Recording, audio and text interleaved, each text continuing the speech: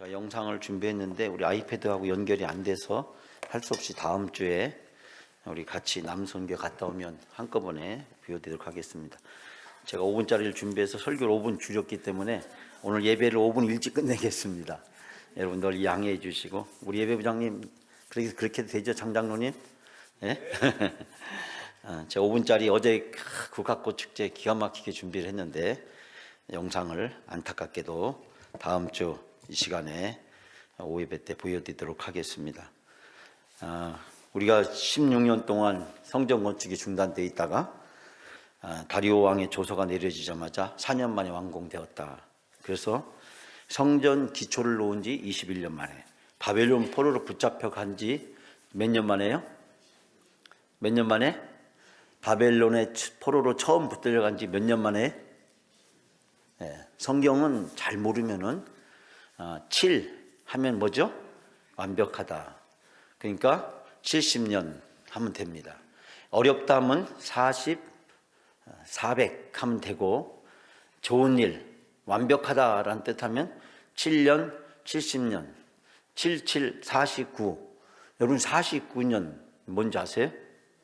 희년 아시죠? 예, 희년. 그래서 이 사자는 어려운 숫자고, 성경에서 7이라고 하는 숫자는 좋은 숫자입니다. 그래서 성경에 대한 우리가 숫자가 많이 있지만 그 중에서 성경 숫자를 두 가지 꼭 알아야 된다면 사자하고 칠자예요. 히브리인들은 사자하고 칠자를 특별한 의미를 부여했던 것을 알게 됩니다. 다시 말씀드리자면 이 다리오 왕의 조서가 내려진 지 4년 만에 완공이 되는데, 이 완공이 된 때는 기초를 놓은 지 21년, 바벨론 포로로 3차례 끌려갔죠.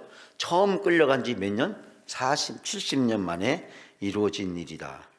여기서 우리가 생각해 볼 수 있는 것은 하나님의 계획은 빈틈이 없다. 하나님의 계획은 완벽하게 이루어져 가고 있다라고 하는 것을 발견하게 됩니다. 하나님이 이스라엘 백성 읍에서 400년 동안, 그리고 사사기 400년, 바벨론 포로로 붙잡혀 간 지 예수도 오시까지 400년. 그래서 이 3번에 걸친 400년을 우리가 암흑기라고 보통 그렇게 얘기하잖아요. 그건 암흑기는 어둡고 캄캄하고 절망 있는 시기가 아니라 새로운 시대를 기다리는, 새로운 시대를 잉태하는, 새로운 시대를 맞이하는, 우리가 그런 말이 있지 않습니까? 밤이 깊을수록 뭐가 가까웠다고요? 새벽이 가까웠다. 우리가 운전하기에 가장 힘든 때가, 가장 어두워서 사물을 분간하기 어려운 때가 어디죠? 동트기 바로 직전이죠. 동트기 직전 무렵. 그때가 가장 어둡고 가장 우리가 사물을 분간하기가 어렵고 운전하다 사고가 나기가 가장 쉬운 기간이 그때였는데, 사실 제가 작년 4월 달에 교통사고가 났어요. 교통사고가. 제가 한 번도 여러분에게 이런 얘기 말씀 안 드렸는데 4월 달에 교통사고가 났어요. 제가 새벽에 일부 예배를 가다가, 서울의 교회에서 일부 예배를 가다가 그 해 뜨기 직전 바로 그 순간, 제가 그 횡단보 사거리를 지나서 직진을 하고 있는데 웬 할아버지가 자전거를 타고 제 옆에 와서 제 백밀러를 받았어요. 그러니까 저는 이렇게 가는데 반대편을 거슬러 가지고 와가지고 제 백밀러를 받았던 그 시간. 근데 제가 운전할 때 그 할아버지가 보이지 않았어요. 보이지 않았는데 나중에 블랙박스를 보니까 그 할아버지가 제가 가고 있는데 그 뜻이 제 옆으로 와가지고 제 백밀러를 받더라고요. 그쪽 차선은 반대 차선인데 저쪽이 오는 차선인데 그 할아버지는 거꾸로 와가지고 거꾸로 주행해서 저를 받았던 기억이 납니다. 우리가 가장 어두울 때, 가장 새벽에 가깝다, 영적으로 가장 암흑기일 때 새로운 시간을 보낸다. 여러분, 바벨론 포로로부터 시작해서 예수 그리스도 오기까지 이 시간이 가장 영적인 암흑기 때처럼 보이지만 하나님은 이 시기에 놀라운 일을 펼치셔 나가는 것을 보게 됩니다. 우리가 스가랴의 한 8가지 환상을 통해서 2가지를 배웠지 않습니까? 첫 번째는 스가랴 환상을 통해서 주시는 교훈은 이스라엘 백성들을 위로하고 격려하는 것입니다. 하나님의 비전은 반드시 이루어진다. 너희들은 그 비전을 위해서 부르심을 받았다. 그러므로 너희들이 그 비전을 위해서 쓰임 받는 것이 영광이고 너희의 목적을 실현하는 것이다. 바벨론 포로로부터 왜 하나님이 우리를 불렀을까? 왜 하나님은 이 어렵고 힘든 길을 가라고 하시는 걸까? 왜 하나님은 이 황폐화되고 무너진 예루살렘으로 우리를 불렀을까? 왜 하필이면 그 많은 사람들 중에서 우리를 감동시켜서 이 바벨론에서 이곳으로 하나님은 보내셨을까? 그 이유가 무엇일까? 스가랴의 환상을 통해서 이스라엘 백성들을 위로하시고 격려하시면서 또 한편으로는 스가랴의 환상을 통해서 메시아 예수 그리스도 그분을 보내주시겠다고, 그분을 통해서 눈에 보이지 않는 영원한 성전, 허물어지는 성전이 아니라, 무너지는 성전이 아니라, 실망시키는 성전이 아니라 모든 사람을 구원으로 인도하는 영원한 성전 예수 그리스도를 보내주시겠다라고 약속하고 있습니다. 그렇기 때문에 캄캄한 어둠일수록 하나님은 놀라운 일을 예비하고 준비하고 계시다. 우리가 고난의 한복판에 서 있을 때 그 고난의 저편에는 하나님의 놀라운 일이 우리를 기다리고 있다. 하나님이 놀라운 계획을 세우시고 그것을 준비를 하고 계시다. 이제 내가 이 어둠을 잘 통과하면, 어둠을 잘 감당하면, 이 어둠을 통해서 하나님이 하실 놀라운 일을 기대하고 쓰일 준비를 하면 하나님은 우리를 통해서 이루어 주신다. 여러분, 오늘 지금 말씀해 보니까 단번에 이루어집니다. 단번에 예루살렘 성전이 건축됩니다. 오늘 오전에도 말씀 나눴지만 이 다리오의 조서는 고레스의 조서와 아닥사스다의 조서와 그리고 이 다리오의 조서, 이 조서의 역할과 비중을 제가 오전에 말씀드렸는데, 이 조서는 왕조차도 어길 수 없는, 왕조차도 지켜야 되는 절대적 권위를 가지고 있는 아주 중요한 문서였고, 바벨론과 페르시아 제국은 이 왕령보다도 더 엄격하게 지켜야 되는 이 조서, 그 조서가 예루살렘 성전을 건축하라는 조서였고, 예루살렘 성전을 건축하는 데 필요한 모든 것들을 아낌없이 협력하고 지원하라는 것이었고, 건축된 그 성전에서 드려지는 예배에 모든 것을 아낌없이 제공해 주라고. 그러면서 다리오는 결정적인 말을 오늘 남겼죠. 무엇입니까? 나와 우리 가족과 이 제국을 위해서 기도해달라. 완성된 성전에서, 재건된 성전에서 그 성전에 드려질 거룩한 예배를 바로 바라다 보면서 다리오는 덧붙여서 얘기하기를, 당신들의 하나님께 나를 위해서 기도해 주시오, 우리 가족을 위해서 기도해 주시오, 우리 제국을 위해서 기도해 달라고 하는 요청이 여기에는 듬뿍 담겨져 있는 것을 보게 됩니다. 하나님의 비전에는 중단이 없다. 제 오전 설교의 마지막 부분에 그 말씀을 여러분에게 드렸습니다. 즉 새로 귀환한 공동체에 부여된 하나님의 절대 명령, 그것은 뭐냐면 하나님의 비전이었고, 그 비전은 성전 재건을 통한 예배의 온전한 회복이었다. 제가 지난주 화요일날 새벽에 여러분께 말씀을 전하면서 세 가지 중요한 회복에 대해서 말씀을 드렸습니다. 첫 번째는 하나님과 단절된 영적인 회복이 필요하다. 여러분, 지금 우리에게 가장 중요한 것이 무엇일까? 만약에 여러분이 우리 교회의 영적 이 고난과 시련은 언제 끝날까요? 라고 물어본다면 저는 이렇게 대답할 수 있습니다. 하나님이 보시기에 우리가 영적으로 충분히 하나님이 원하는 목표에 다다르게 되었을 때, 하나님이 우리를 통해서 하시고자 하는 새로운 공동체, 그 새로운 비전을 감당할 수 있는 믿음이, 그런 영적인 능력이, 그런 훈련이 충분히 되었다고 생각되어질 때, 누가요? 우리가 아니라, 제가 아니라 하나님이 보시기에 우리가 그 영적 수준을, 영적 훈련을, 그리고 새로운 비전을 감당할 수 있는 능력을 충분히 갖추었다 싶을 때 하나님은 이 고난을 끝내시라고 저는 생각을 합니다. 여러분, 가나안에서 이스라엘 백성들이 훈련을 받을 때 그들이 언제 가나안 땅에 들어갔습니까? 그 광야에서 가나안 땅에 들어갈 때가 언제였습니까? 하나님이 이제 광야에서 훈련이 다 되었다 싶을 때, 마지막으로 신명기를 통해서 하나님은 다시 이스라엘 백성들을 교육하고 훈련하고 다짐을 시킵니다. 신명기는 3편의 설교가 있죠. 회고적 설교, 과거를 회고하면서 애굽으로부터 우리가 어떻게 나왔는지, 어떻게 우리가 구원받게 됐는지를 이야기하는 첫 번째 회고적 설교를 하고, 두 번째는 현재적 설교, 지금 이 광야에서 우리가 어떻게 이 훈련을 감당해야 되는지를 가르쳐주는 현재적 설교가 있고, 세 번째 설교는 미래적 설교, 저 가나안 땅에 들어가서 우리가 앞으로 어떻게 살아야 될지. 신명기 전체 주제는 리멤버, 기억하라는 것입니다. 하나님의 은혜를 기억하고 하나님의 말씀을 기억하라는 거예요. 왜 기억해야 되느냐? 왜 기억해야 되느냐? 과거를 위해서, 추억을 삼기 위해서 아닙니다. 현재 자랑거리를 삼기 위해서 아닙니다.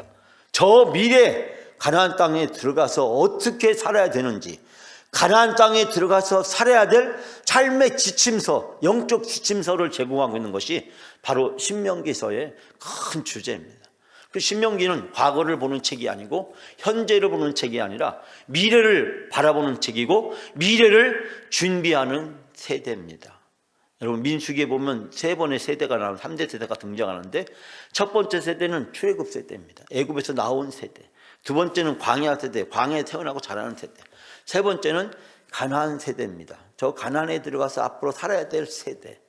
바로 이 가나안 세대에게 주어진 하나님의 율법의 말씀, 그 율법의 말씀을 통해서 하나님은 미래를 준비하게 하십니다. 즉, 광야의 훈련이 끝나는 시점이 언제냐? 광야를 졸업하는 시점이 언제냐? 그것은 저 가나안 땅에 들어갈 준비가 다 되었다고 하나님이 판단하실 때, 하나님이 판단하시는 그 시점에 이제 너희들이 가나안 땅에 들어가도 돼. 가나안 땅에 들어가서 저 가나안 땅에 있는 수많은 대적들과 싸울 수 있는 준비가 되어 있어 라고 생각되어질 때, 하나님은 이스라엘 백성들을 가나안 땅으로 들어가게 하십니다. 여러분, 여호수아의 주제는 크게 두 가지잖아요. 앞부분은 정복이고 뒷부분은 분배입니다. 이 땅들을, 하나님이 가나안 땅을 어떻게 정복해 가는지, 그 정복의 과정을.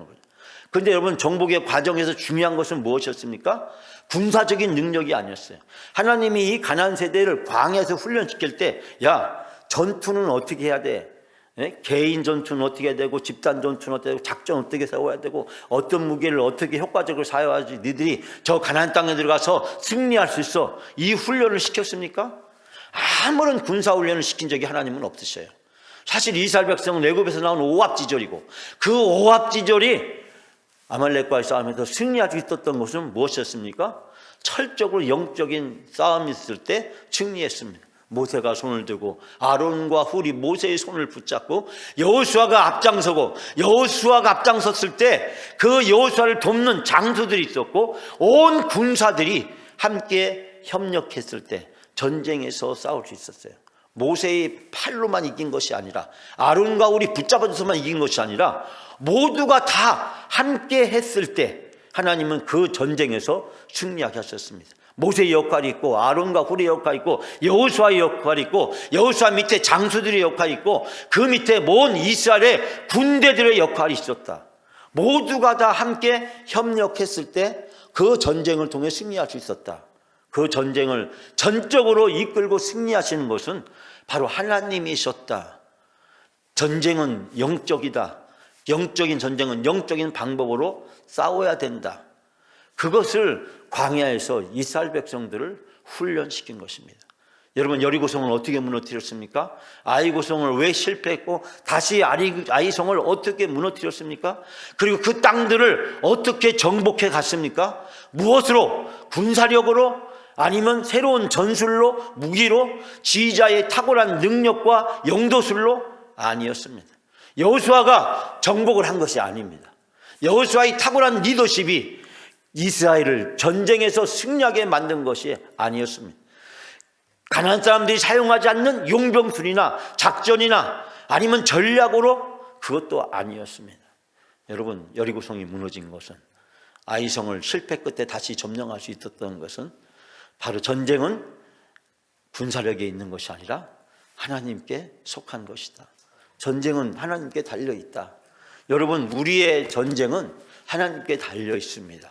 사탄과 마귀는 우리 저 일부 불법적인 사람들을 선동해서 저들이 사탄과 마귀짓을 하도록 하고, 저희들이 주의 몸된 교회, 하나님의 전에 성령에 거하시는 이곳에 말로 할 수 없는 죄를 범하고 있지만, 그러나 이 모든 영적 전쟁에서 이 하나님이 우리에게 기대하고 원하시는 것은 우리가 이 새로운 하나님의 비전을, 새로운 공동체를 통해서 감당하기를 원하시고, 그 감당할 수 있는 믿음과 능력을 갖도록 우리를 훈련시키고 계신 줄 믿습니다. 우리가 영적으로 회복되어질 때, 영적으로 하나님의 비전을 감당할 수 있는 능력을 갖추었을 때, 하나님은 이 영적 전쟁을 끝내게 하시고 우리로 하여금 이 하나님의 놀라운 비전을 감당할 수 있도록 인도해 주실 줄 믿습니다. 훈련병이 훈련소를 제대한 날은 언제입니까? 최소한의 그 군인으로서 감당해야 될 기초적인 훈련이 끝나 있을 때 훈련소를 제대하게 됩니다. 그러나 훈련소를 마친 그 병사가 자대에 간다고 해서 곧바로 현장에 투입되는 것이 아니라, 자대에서 또다시 그 부대에 필요한 훈련을 시키고 그 부대의 구성원으로서 충분히 감당할 능력을 갖추고 있을 때 바로 현장에 투입이 되는 것입니다. 훈련소로 온 그 병사를 바로 현장에, 전선에 투입하지 않습니다. 왜냐하면 너는 안 돼, 너는 부족해, 너는 자격이 없어, 너는 능력이 없어, 우리 부대원으로서 갖춰야 될 능력이 넌 아직 없어. 그 훈련을 마치게 될 때 그 병사는 현장에, 전선에 투입됩니다. 그런데 훈련소에서 받는 훈련보다 더 센 훈련이, 더 어렵고 힘든 훈련이 그 병사를 훈련시킵니다. 훈련소에서는 그냥 일정한 정도 수준만 맞추면 다 훈련소를 마치고 그리고 부대로 다 보냈지만, 그러나 그 부대에서는 바로 자기 부대의 부대원들을 지켜야 되고, 자기 부대원들의 생사가 걸린 전쟁터에서 한 사람으로 감당해야 되기 때문에 그 병사에게 몇 배나 가혹하고 어려운 훈련을 시키고, 그 훈련을 감당했을 때 그 병사가 전선에 투입되는 것처럼, 하나님은 오늘 우리들에게 코로나로 인해서, 또 우리가 오랜 신앙생활하면서 침체되고 또 무기력해진 우리들이 영적으로 온전히 회복되어지기를 원하시는 줄 믿습니다. 이스라엘 백성들의 영적 암흑기는요, 하나님의 훈련 시기, 하나님이 준비하는 시기였고, 하나님의 놀라운 계획을 준비하시는 시기였습니다. 바벨론 포로로부터 칠흑같이 어두워진 이 역사의 암흑기, 이 영적 침묵기는요, 예수 그리스도의 도래, 그분의 오심을 갈망하고 고대하는 놀라운 시기였다는 사실을 발견하게 될 때, 할렐루야, 이 캄캄한 어둠이 오히려 아침을 앞당기고 태양이 떠오르고 온 천하에 눈부신 광채가 빛나는 그 새로운 날이 시작될 전조라는 사실을 우리는 발견하게 될 때, 우리는 캄캄할수록, 어두울수록, 힘들수록, 고난이 너무 깊을수록, 감당하기 어려운 시련이 우리 앞에 있을수록 하나님의 은혜가 더 크고, 하나님의 축복이 더 크고, 하나님의 놀라운 계획이 우리에게 임박했고, 하나님은 나를 통해서 그 일을 이루시기 원한다는 놀라운 사실을 우리는 깨닫게 되는 줄 믿습니다. 사랑하는 여러분, 힘들 때일수록, 어려울 때일수록, 고통 때일수록 하나님의 은혜가, 하나님의 축복이, 하나님의 놀라운 역사가 임박했다, 곧 그날이 도래할 것이다, 그날에 내가 하나님의 쓰임을 받을 수 있도록, 내가 그날에 하나님의 비전을 감당하는 사람으로 사용되어질 수 있도록 우리가 깨어서 기도하고 영적 분별력을 갖추게 될 때 하나님 우리를 통해서 놀라운 역사를 이루어 주실 줄 믿습니다. 두 번째로, 제가 지난번에 말씀드리기를 올바른 예배의 회복이라고 말씀드렸습니다. 하나님 예루살렘의 성전이 건축되기를 원하고, 그 성전을 통해서 이스라엘 백성들이 예배로 하나님 앞에 나오기를 원합니다. 예배가 무너진 바벨론 포로의 공동체, 그 절망적인 상황 속에서 하나님은 이스라엘 백성들에게 새로운 예배를 제시해 주셨습니다. 그것은 바로 말씀 중심의 회당 예배였습니다. 성전에 못 모이던 백성들이 회당에 모여서 하나님의 말씀으로 그들이 새로운 예배를 드리기 시작했고, 그 새로운 예배는 바벨론 포로 이후에 성전 제사 예배와 회당의 말씀 예배와 더불어서 우리 기독교의 가장 중요한 예배의 축을 형성하게 되었습니다. 이 성전 예배는 성만찬으로, 그리고 말씀 예배는 오늘날 설교 예배로 우리 앞에 자리를 잡고 있는 것을 발견하게 됩니다. 여러분, 이 성전 예배와 회당의 말씀 예배가 예수 그리스도가 우리에게 보여주신 초대교회 예배의 모형이고, 이 초대교회 예배의 모형은 우리 기독교 모든 예배의 토대가 됩니다. 우리는 코로나를 통해서, 그리고 세속화된 우리 한국교회와 세계교회의 모습을 통해서 철저하게 예배가 무너진 현실들을 발견하게 돼요. 중세시대에 면죄부를 팔았던 당시의 처참한 상황은 예배가 다 무너져 버렸습니다. 예배가 돈으로 바뀌었습니다. 예배는 돈을 벌기 위한, 돈을 모금하기 위한, 돈을 걷기 위한 수단으로 전락해버리고 말았습니다.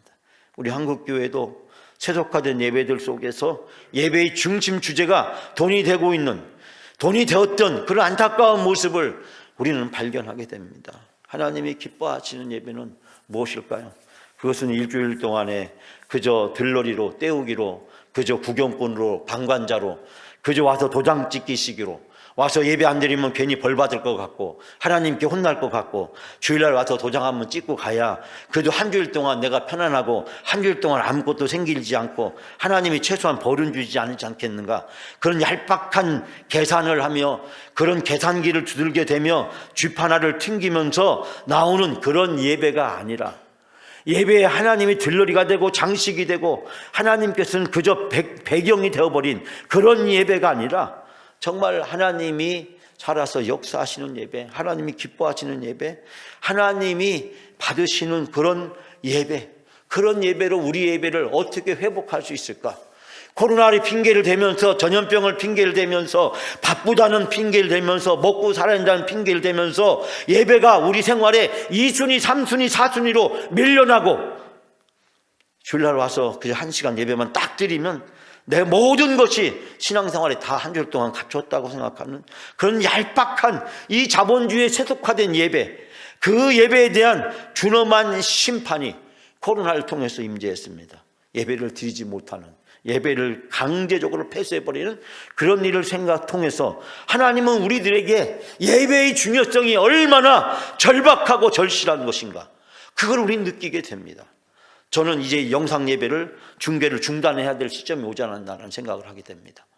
이제 더 이상 그 어떠한 핑계라도 교회에 와서 이 자리에 앉아서 예배를 드리는 것이 하나님의 예배지, 영상으로 편안한 시간에 편안한 장소에서 편안한 방법으로 드려지는 예배가 하나님이 기뻐하시고 온전하신 예배가 될 수 없다라는 생각을 들면서 어떻게 우리를 예배를 회복할 것인가. 우리 영광교회 예배는 주일날 오전 예배, 1부, 2부 예배, 오후 예배, 수요 예배, 그리고 새벽 예배가 각각 차별화되고 다른 예배를 통해서 하나님을 다양하게 경험할 수 있도록 하나님 앞에 나아갈 수 있는 길을 어떻게 하면 주어야 될까. 한국교회는 참 재미있습니다. 주일 오후 찬양 예배를 하면서 찬양은 별로 안 하고 설교만 지꺼내요. 주요 기도회라고 하면서 기도는 안 하고 역시 뭐만 합니까? 설교만 합니다. 새벽 예배, 새벽 기도해 놓고 기도는 안 하고 뭐만 합니까? 역시 설교만 하면 다 끝납니다. 한국교회는 지나치게 모든 예배가 설교 중심의 예배로 되어 있습니다. 물론 가톨릭 예배는 지나치게 의식 중심으로 되어 있고 설교의 비중이 너무 약화되어 있는 그런 모습을 보면서 가톨릭도 최근에는 반성을 많이 하면서 어떻게 하면 말씀의 그 예전에 말씀을 어떻게 하면 회복할 수 있을까, 그 고민을 많이 하는데, 우리 개신교는 모든 예배를 설교 중심의 예배로, 설교가 예배가 전부인 예배로 그렇게 전락된 모습을 보면서 어떻게 우리가 예배를 회복할 수 있을까, 그것이 우리의 큰 과제고 주어진 과제라고 생각합니다. 저는 앞으로 당회와 함께 또 여러분들과 함께 우리 예배를, 제가 지금까지는 한 번도 말씀드리지 않았는데 주일날 1, 2부 예배와를 어떻게 차별할 것인지, 어떻게 하나님께 드릴 수 있는지 함께 고민하면서 만들어가고자 합니다. 주일 예배는 경건한 우리 장로교의 전통에 근거한 예전적인 예배로 드려야 된다. 여러분이 예배 시간이 더 많은 시간을 일어나야 됩니다. 우리는 너무 편하게 앉아서 하나님의 말씀을 앉아서 듣고 앉아서 구경하고 앉아서 평가하는 그런 방식의 예배, 사람 중심의 예배를 우리는 너무 드리고 있습니다.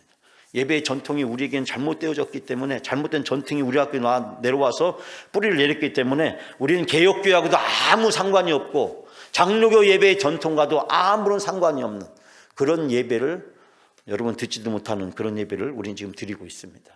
우리가 장로교로서 장로교 예배를 드려야 되는데 장로교 예배를 우리는 드리지 않고 있는 안타까운 현실을 보면서 주일 예배를 어떻게 하면 할 수 있을까? 전 11월 달 중에 여러분들과 함께 예배를 가지고 진지하게 설교를 하려고 하고, 또 오후 예배 때는 제가 특강도 한번 하려고 하고, 우리 장로님들과 또 여러분들과 같이 논의해서 우리 영광교회가 어떻게 하면 예배를 잘 드릴 수 있을 것인가, 그 문제에 대한 대안을 제시하고 함께 예배를 회복하는 시간을 나가려고 합니다. 지금 새벽 기도는 정착돼 가고 있지만 역시 주일날 오후 예배도 더 찬양 중심과 문화 중심의 예배로 바꿀 수 있는 그런 계획을 세워서 해나가려고 합니다. 세 번째로는 하나님의 비전의 회복입니다. 첫 번째가 하나님과 영적인 회복이고, 두 번째가 예배의 회복이고, 세 번째는 비전의 회복입니다. 하나님께서 우리 교회를 통해서 무엇을 하기를 원하실까? 무엇을 기대하실까? 전 여러분에게 몇 가지를 말씀드린 기억이 날 겁니다. 첫 번째는 어게인, 1960 몇 년이죠? 3년입니까? 2년입니까? 예? 우리 교회 개척 초기로 다시 돌아가야 된다. 원점에서 시작하자. 이 말이 우리 장로님들과 우리 권사님들에게 상당히 무례한 말로 받아들일 수도 있습니다. 목사님 이제 위임을 하니까 이제 말을 막 하시는구나 라고 생각할지 모르겠어요. 그러나 원점에서 다시 시작해야 된다. 다시 시작해야 된다. 종교 500주년을 하면서 저는 그런 얘기를 많이 하고 다녔습니다.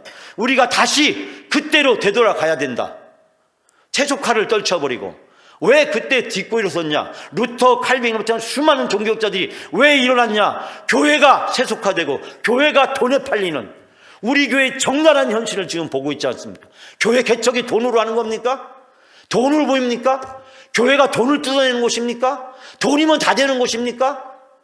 저는 신학교에서 처절하게 그걸 경험했습니다. 총회를 통해서 경험했습니다. 돈이면 다 되는 듯한 이 한국교회의 잘못된 풍조가 오늘날 우리 교회까지 와 있는 것입니다. 한국교회가 돈이면 다 된다. 그게 세속화의 본질이고 세속화의 핵심입니다.